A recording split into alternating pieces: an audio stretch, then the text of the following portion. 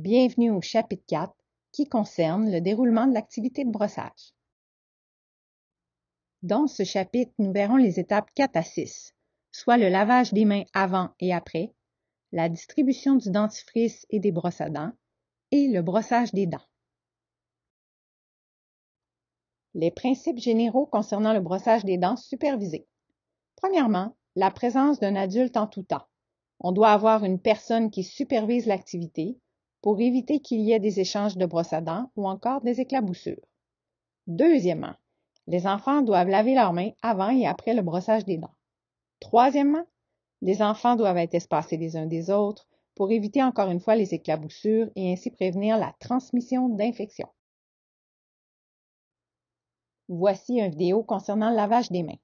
Si le brossage a lieu après le dîner ou après la collation, c'est avantageux parce que les mains des enfants sont déjà lavées avant de manger. On n'a donc pas besoin de le refaire avant le brossage. Ainsi, les enfants se lavent les mains, mangent, se brossent les dents et se relavent les mains par la suite. Le lavage des mains après le brossage peut être fait au lavabo ou à la table avec une débarbouillette.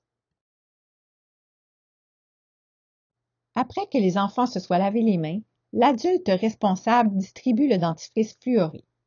Si un tube de dentifrice collectif est utilisé, la distribution peut se faire sur un grand papier, comme un papier ciré ou du papier brun, soit sur une assiette. Elle peut aussi se faire sur des languettes de papier, des post-it ou des gobelets. Cette méthode permet que les poils de brosse à dents ne touchent pas directement au bout du tube de dentifrice collectif, afin d'éviter la contamination du tube par les brosses à dents de tous les enfants.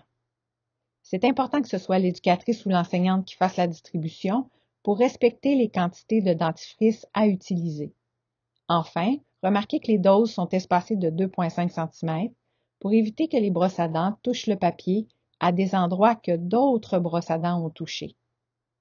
Quand des tubes de dentifrice individuels sont utilisés, on peut alors utiliser directement le tube de l'enfant sur sa propre brosse à dents. La quantité de dentifrice utilisée est très importante. Pour les enfants de moins de 3 ans, la quantité doit être équivalente à la grosseur d'un grain de riz. Pour les enfants de 3 à 6 ans, ce qui est recommandé est la quantité de dentifrice équivalente à un petit pois. Il est important de respecter ces quantités parce que souvent les enfants vont avaler le dentifrice. Les quantités recommandées dans ce guide sont sécuritaires même si les enfants avalent le dentifrice. Si on avait une quantité beaucoup plus grande de dentifrice avalé, il y aurait plus de risque de fluorose dentaire qui se manifeste par des taches blanches sur les dents adultes. C'est pourquoi il faut respecter les quantités recommandées. Voyons à présent des vidéos filmées auprès d'un groupe de 3-4 ans et auprès d'un groupe de maternelle. À cet âge, les enfants vont brosser leurs dents par eux-mêmes. L'éducatrice ou l'enseignante prépare d'abord les doses de dentifrice équivalentes à un petit pois, de façon à ce qu'aucune brosse à dents ne se touche lorsqu'elle va aller chercher les doses de dentifrice. Ne pas mettre d'eau sur les brosses à dents, cela fait moins de mousse dans la bouche des enfants. Ici, l'éducatrice distribue les brosses à dents avec la dose de dentifrice aux enfants après le moment du repas. Vous voyez qu'ils utilisent des débarbouillettes propres, c'est la même qui a servi pour le repas de l'enfant. Vous pourriez aussi distribuer des papiers à main de type essuie-tout, selon votre préférence. Dans cette vidéo, on voit les étapes de brossage des dents assis à table. Les enfants vont brosser leurs dents pendant 2 minutes. Ici, l'éducatrice utilise la chanson de Passe-Partout « Brosse, brosse, brosse » qui dure exactement 2 minutes. Elle encourage les enfants à brosser toutes leurs dents, car l'idée est d'aller porter du fluorure sur chacune des surfaces des dents. Ne vous souciez pas trop de la technique. Vous pouvez plutôt les guider dans une routine toute simple en disant les endroits à brosser. Par exemple, en haut à droite, en avant, en haut à gauche, etc. Cette routine est illustrée sur l'affiche ainsi que sur le calendrier de brossage et nous y reviendrons au chapitre 6. C'est important d'asseoir les enfants à bonne distance les uns des autres pour limiter les éclaboussures, surtout lorsque les enfants sont assis face à face. À la suite du brossage, si les enfants sont assez grands pour cracher, ils peuvent le faire soit au lavabo ou sinon, ils peuvent recracher dans un verre dans une assiette, dans une poubelle ou encore tout simplement dans un essuie-tout ou un papier absorbant. À la fin, l'éducatrice ramasse les brosses à dents pour le rinçage et l'entreposage. Les enfants lavent leurs mains. Dans cette vidéo, on voit un exemple de brossage des dents en groupe avec des enfants de maternelle. L'enseignante a choisi de faire le brossage au retour de la récréation, car les enfants passent tous à la salle de bain se laver les mains.